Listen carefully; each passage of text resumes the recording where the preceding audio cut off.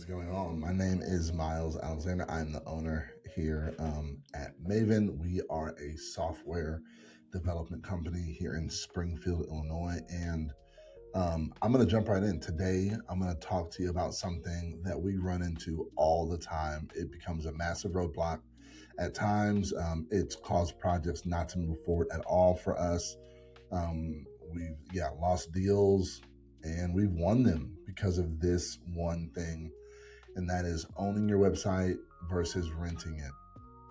And today we're going to discuss the hosting trap that no one warns you about. Okay, so first things first, let me tell you, with your website, you have like kind of these three main components.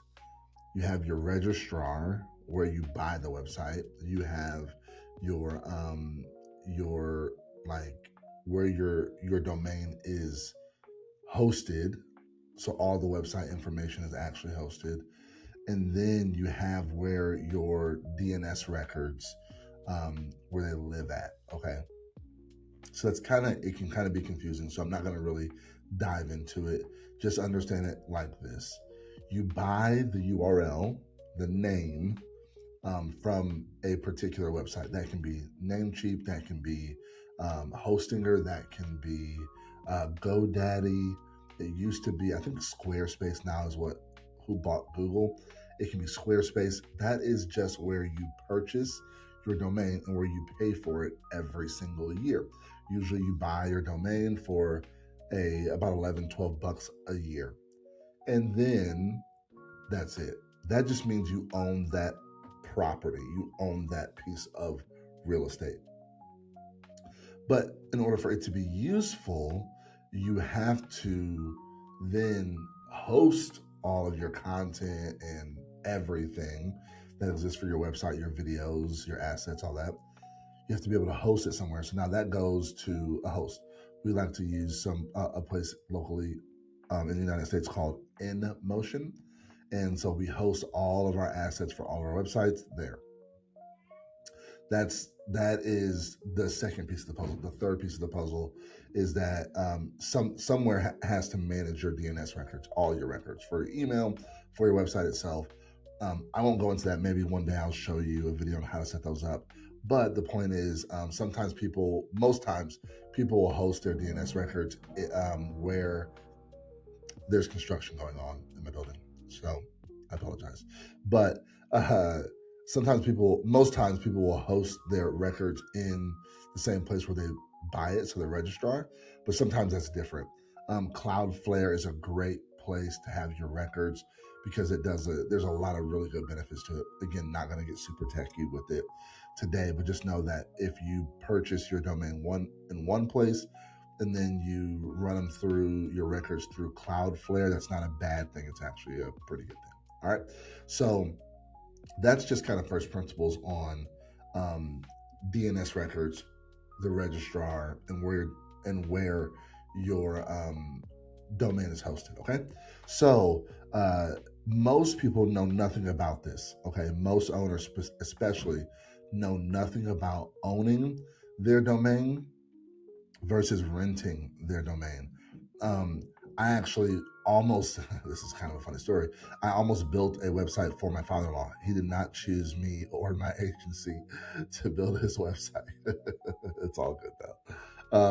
He's a good dude. And, you know, he asked me a question and I was like, that's a really weird question. It was weird to me because I've always owned my websites. I've always owned my domains. And he goes, do I own the domain? And I'm like, what? Like, yeah, you own the domain. It's yours.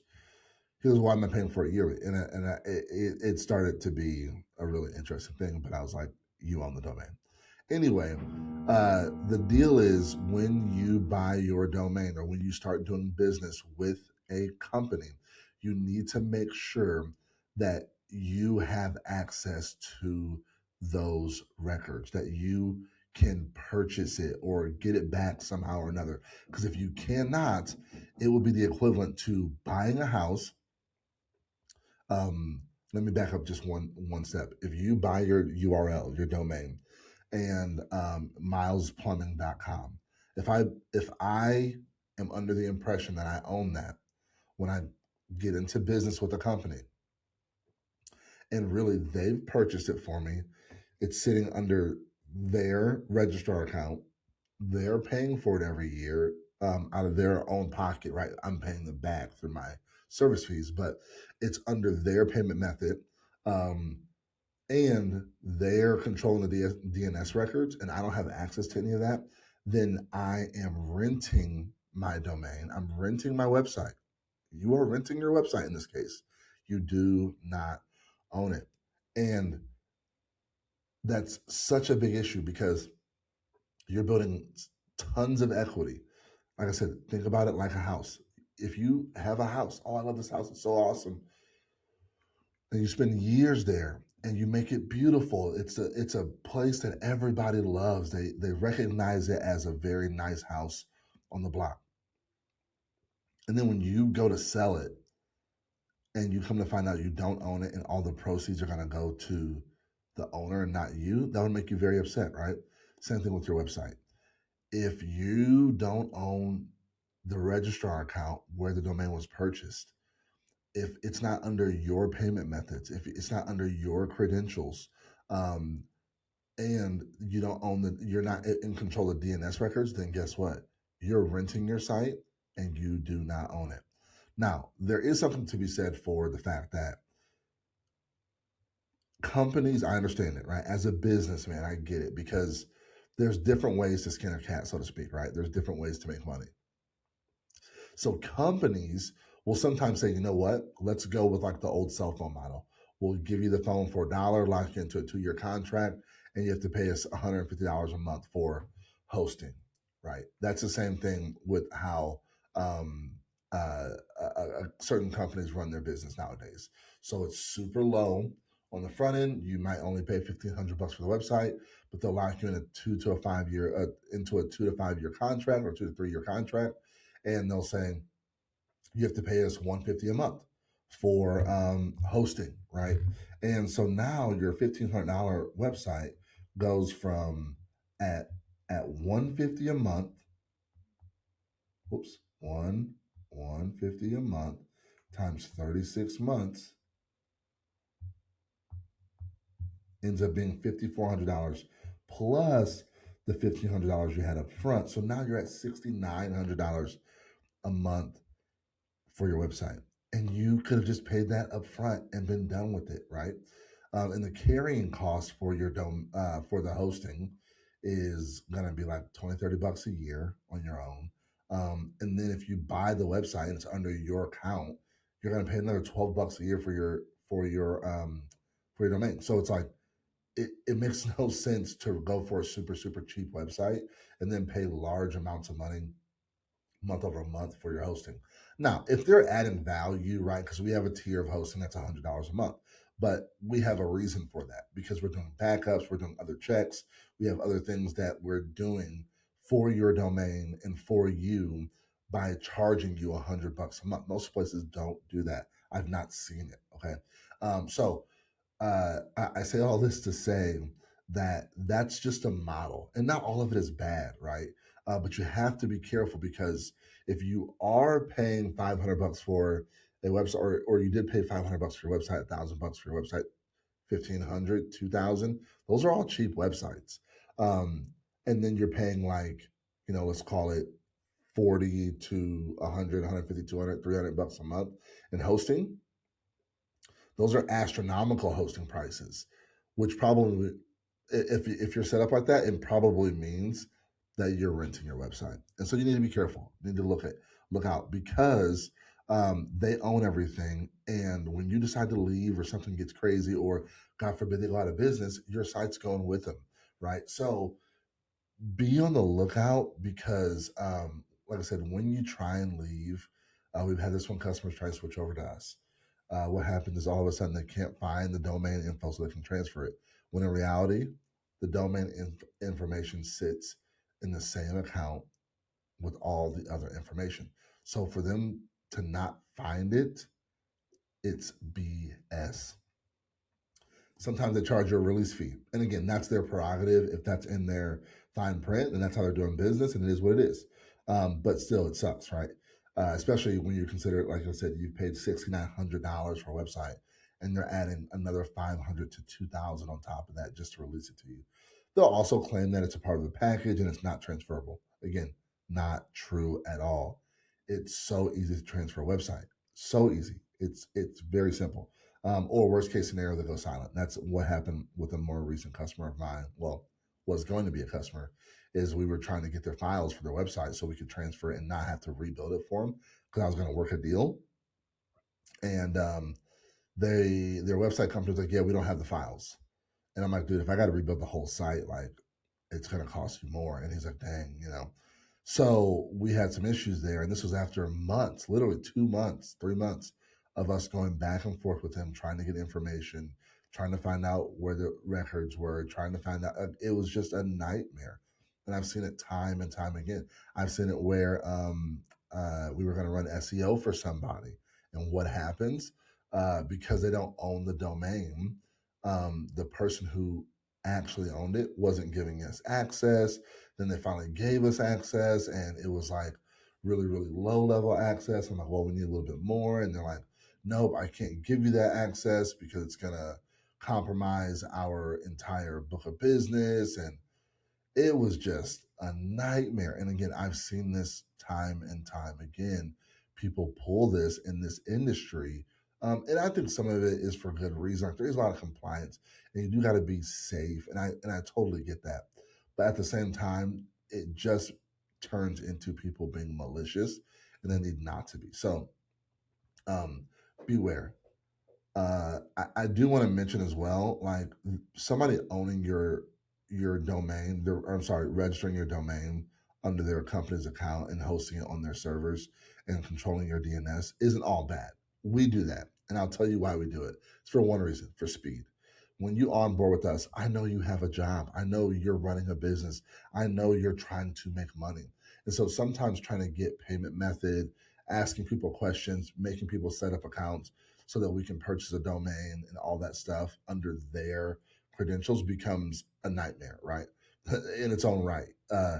And so that can actually halt a project in and of itself. And so we value time to value, TTV. And so because we value that, we're like, hey, listen, I'm going to buy the domain. I'm going to put it under our account. And when we offboard or whenever you want to do it before offboarding, we'll transfer it all over to you because I have, again, one simple saying: we don't play those games. And we just don't. I don't hold people's stuff hostage. I have no desire to own ricksplumbingemporium.com. You know, even if it does have great traffic, what am I going to do with it? I'm not going to resell the website to somebody else, you know. And even if I did want to resell the website to somebody else, guess what? I built it. I don't have to hold yours hostage to resell it to someone else, right? So there's literally no logic in holding somebody's stuff hostage when you get to the bottom of it. For me, I am going to release your stuff so fast. I'm going to do it. We're going to do it as fast as we possibly can in good faith. Even if you're upset at us, even if we're upset at you, it doesn't matter. We're giving your stuff back so fast. Heck, if I'm upset with you, I'm liable to give it back to you faster. You know what I mean? So yeah, we just don't play those games. We don't do that. I have kids, I have a wife, and I have to hold my head high, you know, local business. So yeah. So that's all of that. Do you know if you I'm sorry, how do you know if you own your domain? Do this little experiment.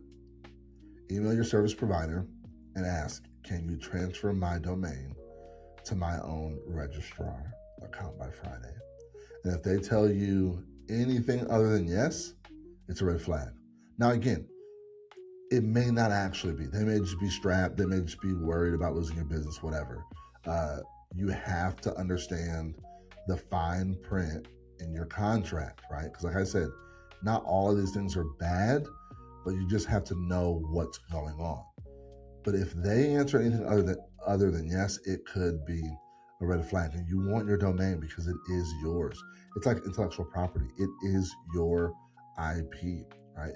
And so you want to make sure you control that. So as I wrap up here, as we kind of did with that example, just understand that cheap websites aren't cheap, right?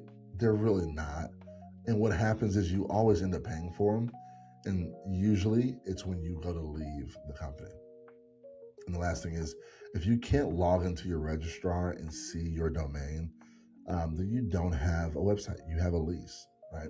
So that's all for today. If you are in a position where you're like, I need help with this, I need to know if I own my domain, I need help navigating this, go ahead and book in with me. And I would love to have a phone call with you and talk about how I will come in and help you get your domain back. Before you ever leave the company, this does not mean that you're going to work with us or anything, but I think it's really important to make sure that you own your domain before anything ever goes sour, so that when and if it does, everything's in your possession. I've just seen too many horror stories. Even I've seen people internally, I'll finish with this. I've seen people inside of a company, we're dealing with a nonprofit right now, who their domain was owned by one of the employees who built the first website. And things went sour for them. And guess what? Their payment processing, their website, and several other things connected to their website were all started and under the credentials of this disgruntled past employee. So, do you think that that individual gave them those credentials when they left? No. If I remember correctly, I think the last time that I checked, that individual wanted $30,000 for that domain. Yep, 30 grand. And unless they give it to them, there's nothing they can do about it because it's in their possession. Literally nothing they can do about it. So if you need help navigating your domain, give me a shout. I'd love to help you figure it out. Thanks for watching. Peace.